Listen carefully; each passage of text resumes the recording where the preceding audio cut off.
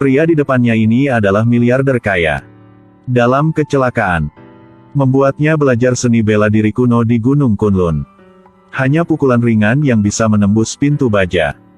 Jadi itu 8 tahun yang lalu. Dia dan orang tuanya berada di pesawat yang melewati Gunung Kunlun. Sayangnya, pesawat itu jatuh. Orang tuanya meninggal di tempat. Denny beruntung masih hidup dan diselamatkan oleh seorang seniman bela diri di Gunung Kunlun. Menjalani proses berjalan selama 8 tahun. Dia berjalan kembali dari Gunung Kunlun ke San Francisco dengan kaki telanjang. Tujuan utamanya adalah untuk menemukan pelakunya di balik kecelakaan lama.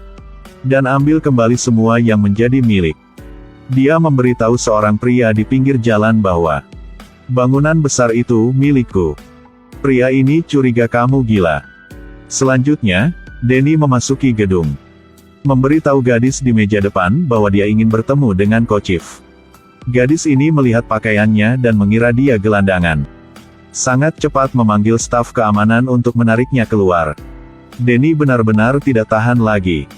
Dia tidak berharap diperlakukan seperti ini di perusahaan dia sendiri. Dia memblokir penjaga keamanan tepat di luar aula.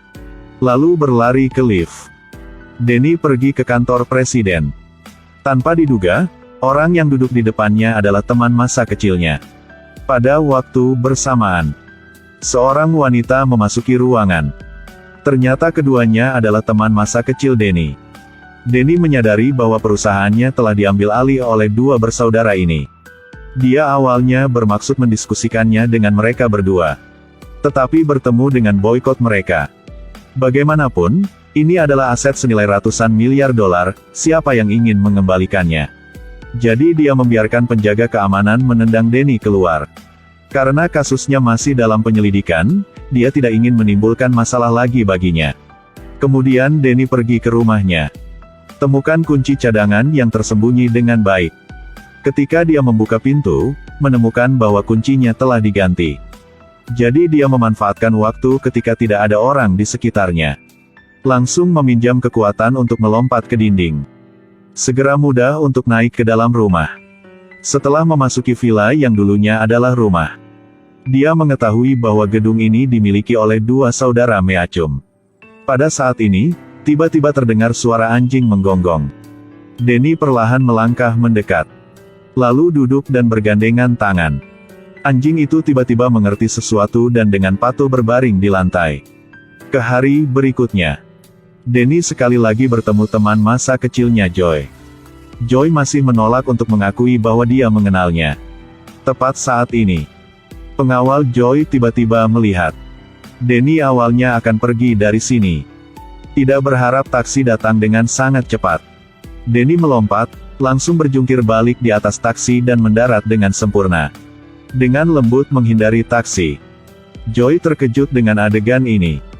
Denny tidak ingin mengungkapkan kekuatannya yang sebenarnya. Jadi harus pergi dari sini. Tampaknya ingin merebut kembali properti saya bukanlah sesuatu yang bisa saya lakukan dalam 1 atau 2 hari.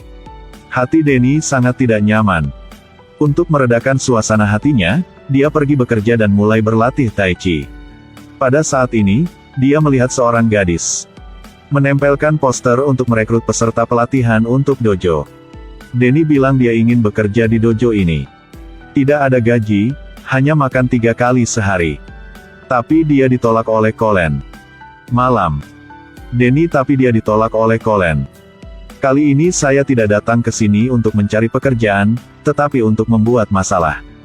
Tapi ditolak oleh Colin. Sebelum dia pergi, dia memberi Denny sepasang sepatu. Baru saja meninggalkan dojo, Denny telah menangkap pembunuh yang dikirim oleh Watt. Ternyata penjaga keamanan yang dia temui siang hari. Hanya perlu beberapa gerakan untuk mengalahkannya. Tepat ketika Denny hendak pergi, lalu tiba-tiba beberapa pembunuh muncul.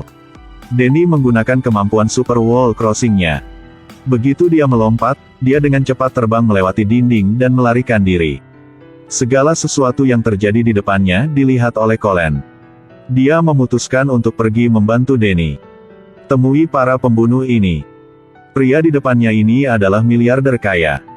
Dalam kecelakaan, membuatnya belajar seni bela diri kuno di Gunung Kunlun. Hanya hak yang ringan dapat menembus pintu baja. Ternyata 8 tahun yang lalu, sebuah kecelakaan pesawat menewaskan orang tuanya. Denny beruntung masih hidup dan diselamatkan oleh seorang seniman bela diri di Gunung Kunlun. Masih belajar seni bela diri kuno. Karena ingin menemukan semua milik dia. Dia pergi tanpa alas kaki ke San Francisco. Denny pergi ke perusahaannya. Tak disangka, perusahaan tersebut ditempati oleh 2 anak rekan bisnis ayahnya. Di malam hari Denny datang ke Walt untuk alasan. Lagi pula, ini adalah kekayaan senilai ratusan miliar dolar, siapa yang mau memberikannya kepada orang lain? Denny yang marah mempercepat mobilnya secepat mungkin. Walt sangat takut sehingga dia berteriak. Di saat genting, Denny masih menginjak rem. Faktanya, dia tidak ingin melakukan itu. Itu hanya karena mereka telah melakukan terlalu banyak untuk dia. Tepat ketika Denny hendak pergi, Walt bilang ini belum berakhir. Benar saja, tidak lama kemudian. Setelah Denny keluar dari dojo Colin, bertemu dengan seorang pembunuh yang dikirim oleh Walt. Denny hanya melihatnya dan langsung mengenali pengawal yang sama yang dia temui siang hari. Dia dengan lembut mengalahkannya. Tepat ketika aku akan pergi, tiba-tiba muncul lebih banyak pembunuh. Denny harus menggunakan teknik serangan udara satu pintu. Begitu dia melompat, dia dengan cepat terbang melewati dinding dan melarikan diri. Segala sesuatu yang terjadi di depannya dilihat oleh Colin. Dia memutuskan untuk pergi menemui para pembunuh ini. Sebelum dia bisa mengambil tindakan, Denny melarikan diri dari tempat kejadian. Dia berbaur dengan orang banyak dan mengambil topeng dengan tangan. Tetapi akhirnya ditemukan oleh seorang pembunuh kulit hitam. Denny tidak tahan lagi. Begitu dia melangkah maju, dia segera menggunakan kombinasi pukulan untuk menjatuhkannya. Tanya dia siapa bosnya. Ternyata Walt yang mengirimnya ke sini. Di tempat lain, Walt juga menerima telepon dari bawahannya. Katakan padanya bahwa pencarian telah gagal. Selanjutnya, dia memutar nomor lain. Beritahu pihak lain bahwa kali ini adalah masalah besar. Harus bertemu. Walt pergi ke ruang rahasia sendirian. Orang yang duduk di depannya adalah ayahnya, Harold. Rahasia apa yang tersembunyi di balik punggung ini? Intuisi memberitahuku. Hubungan antara keduanya tidak sepele. Harold meminta Walt untuk melanjutkan sesuai rencananya. Setelah itu, Denny menyelinap ke rumah Joy dan ceritakan padanya kisah pembunuhan tadi malam. Joy memberitahu Denny bahwa ini adalah kesalahpahaman mutlak. Kenapa bisa seperti itu? Selanjutnya, dia bahkan membuatkan secangkir kopi untuk Denny minum untuk mendinginkannya. Bahkan tidak beberapa menit, Denny tiba-tiba merasa seluruh tubuhnya berantakan. Ketika dia menyadari ada sesuatu yang salah, sudah terlambat. Tepat saat ini, Walt perlahan melangkah di depannya. Klik suka dan ikuti untuk melihat episode selanjutnya. Di masa lalu, sulit bagi para pahlawan untuk melewati tahap kecantikan. Bahkan Denny, pengguna seni bela diri kuno tidak terkecuali.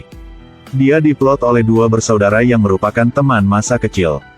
Selanjutnya, Denny diikat di ranjang rumah sakit jiwa. Kata dokter padanya, satu-satunya cara untuk keluar dari sini, diharuskan menyanyikan lagu Nunchaku. Denny membuat wajah terkejut yang tidak tahu cara bernyanyi. Dokter hewan mengeluarkan garpu dan mengancamnya untuk bernyanyi lebih cepat. Tepat saat ini, dokter sangat cepat memasuki ruangan. Lalu tangkap dokter palsu ini. Ternyata dia adalah pasien jiwa yang sebenarnya di sini. Denny dipaksa minum obat. Ke hari berikutnya, Denny dan pasien gangguan jiwa kemarin memiliki suara yang sama. Mereka juga menjadi teman baik. Dia bahkan mengajak Denny tur untuk membiasakan diri dengan situasi rumah sakit. Bahkan memberitahu Denny bahwa tempat ini juga akan menjadi rumahnya di masa depan. Setelah mendengarkan, Denny tiba-tiba sadar. Jadi dia ingat bahwa ada seseorang yang bisa membantunya keluar dari sini. Dia segera pergi untuk membuat panggilan telepon. Dan orang ini adalah Colin. Denny menceritakan seluruh prosesnya. Dan dia sendiri dijebak oleh Meachum bersaudara dan dikirim ke rumah sakit jiwa. Semoga Colin bisa menyelamatkan. Baru dengar itu Run Enterprises. Colin bilang dia tidak bisa melakukan apa-apa. Karena mereka adalah keluarga terkaya di kota ini. Meski begitu, setiap gerak Danny di rumah sakit tak luput dari pengawasan ayah dan anak Harold. Watt kemudian pergi ke dojo Colin. Langsung ambil cek. Saya harap Colin dapat membuat kesaksian bahwa Danny pernah mengancamnya. Dengan begitu dia akan mendapatkan $1 juta sebagai imbalan. Dia menyuruhnya untuk berpikir hati-hati sebelum meninggalkan dojo. Sampai malam, Danny disuntik dengan obat bius. Dalam mimpinya dia melihat Harold. Di bawah interogasi Harold, Danny menceritakan semua tentang pelatihan seni bela dirinya di Gunung Kunlun. Pada saat yang sama mengatakan bahwa dia dapat menghancurkan seluruh tangan. Mendengar ini, Harold kagum. Apa latar belakang organisasi Hen yang dibicarakan Danny? Bahkan Harold juga takut. Berapa hari berikut, Joy melihat foto mereka bermain dengan Danny ketika mereka masih kecil. Dia tiba-tiba teringat bahwa ada cara untuk membedakan identitas Danny dari kebohongan. Dia meminta asistennya untuk mengirim paket coklat ke rumah sakit jiwa Danny. Setelah menerima paket permen coklat, Danny langsung mengerti. Dia memilih semua yang putih. Pada saat ini, pengurus rumah tangga masuk dan berkata bahwa seseorang telah datang mengunjunginya. Dia pikir itu adalah Joy. Tanpa diduga itu Colin. Colin berkata Watt pergi ke dojo untuk menemukannya.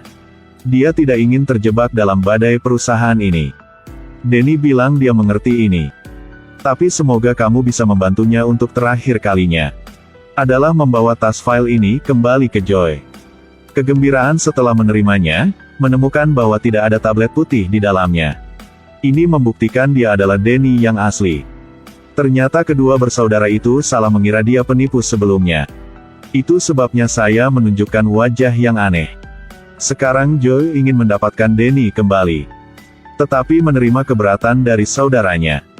Begitu mereka membawanya kembali, mereka akan kehilangan sebagian besar saham perusahaan di tangan mereka.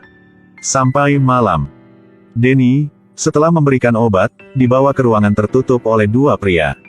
Mereka mulai memukulinya tanpa ampun.